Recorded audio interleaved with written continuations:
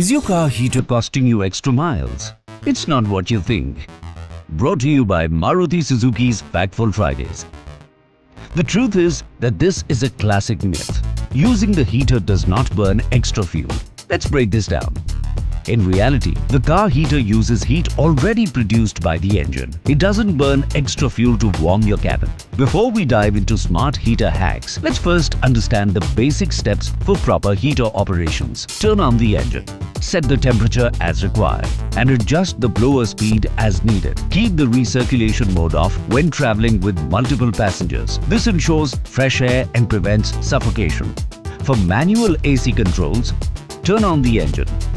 Switch on the blower, set fan speed as needed. Adjust the temperature knob to the red zone. Make sure the recirculation mode is set to allow fresh air from outside. This helps maintain ventilation and prevents discomfort inside the cabin. That's all for today. Don't forget to comment below any topic you want us to cover next. Stay safe, stay informed, stay factful.